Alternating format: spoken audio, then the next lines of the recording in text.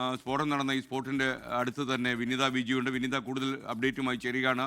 വിനിത, ഈ കാർ സ്ഫോടനത്തെക്കുറിച്ച് കൂടുതൽ എന്തെങ്കിലും വിവരം ലഭിച്ചോ? 9 പേർ മരിച്ചു എന്നുള്ള സ്ഥിരീകരണമല്ലാതെ മറ്റെന്തെങ്കിലും ഈ സ്ഫോടനം ഉണ്ടാക്കിയവരെ കുറിച്ചുള്ള കൂടുതൽ വിശദാംശങ്ങൾ എന്തെങ്കിലും സുരക്ഷാ ഏജൻസികൾ പുറത്തുവിടുന്നുണ്ടോ?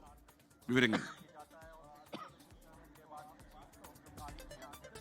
അല്പസമയം മുൻപാണ് ഒരു അന്വേഷണ ഉദ്യോഗസ്ഥൻ നമ്മളോട് പ്രതികരിച്ചിട്ടുണ്ടായിരുന്നു. അദ്ദേഹത്തോട് നമ്മൾ ചോദിച്ചിരുന്നു എങ്ങനെയാണ് ഈ സ്ഫോടനവുമായി ബന്ധപ്പെട്ടുകൊണ്ടുള്ള ഒരു അന്വേഷണത്തെ ഉൾപ്പെടെ സംബന്ധിച്ചുകൊണ്ടുള്ള കാര്യങ്ങൾ നമ്മൾ ചോദിച്ചിരുന്നു. വാഹനത്തിൽ നേരത്തെ 3 പേർ ഉണ്ടായതായിട്ടുള്ള ചില സൂചനകൾ ഉണ്ടായിരുന്നുവല്ലോ, അപ്പോൾ എത്ര പേരാണ് വാഹനത്തിലുള്ളത് ഉൾപ്പെടെയുള്ള കാര്യങ്ങൾ നമ്മൾ അദ്ദേഹവുമായി ചോദിച്ചിട്ടുണ്ടായിരുന്നു. പക്ഷേ ഇപ്പോൾ നിലവിൽ അത്തരം കാര്യങ്ങൾ വെളിപ്പെടുത്താൻ നിർവാഹമില്ല. ഞങ്ങൾ അന്വേഷണം നടത്തുകയാണ്, എല്ലാ മേഖലകളും കേന്ദ്രീകരിച്ചുകൊണ്ടുള്ള അന്വേഷണം പുരോഗമിക്കുന്നു എന്നാണ് അദ്ദേഹം ഇപ്പോൾ അറിയിച്ചിട്ടുള്ളത്. ഒപ്പം തന്നെ 4 പേരെ കസ്റ്റഡിയിൽ എടുത്തതായും പോലീസ് 4 പേരെ കസ്റ്റഡിയിൽ എടുത്തതായിട്ടുള്ള ചില സൂചനകൾ കൂടി ലഭ്യമായിരിക്കുകയാണ്. നേരത്തെ തന്നെ ഈ വാഹനത്തിന്റെ ഉടമ ഏറ്റവും ഒടുവിലായി വാഹനം വാങ്ങിയ താരിഖിനെ പോലീസ് കസ്റ്റഡിയിലേക്ക് എടുക്കുകയും അയാളുടെ അറസ്റ്റ് രേഖപ്പെടുത്തിയായിട്ടുള്ള ചില സൂചനകൾ കൂടി ലഭ്യമാവുകയും ചെയ്തിട്ടുണ്ടായിരുന്നു.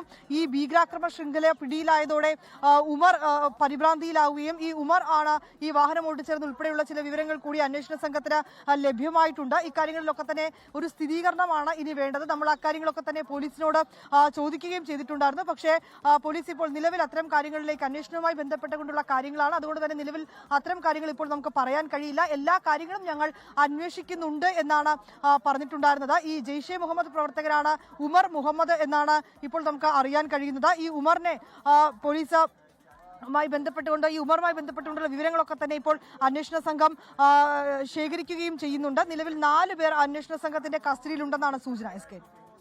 ലോകത്തെവിടെയായാലും ഏത് സമയത്തും 24 വാർത്തകളും ഓഗ്മെന്റഡ് റിയാലിറ്റി പാക്കേജുകളും എക്സ്പ്ലെയിനറുകളും വിശദമായി കാണാൻ ഞങ്ങളുടെ യൂട്യൂബ് ചാനൽ നിങ്ങൾക്ക് സബ്സ്ക്രൈബ് ചെയ്യാം.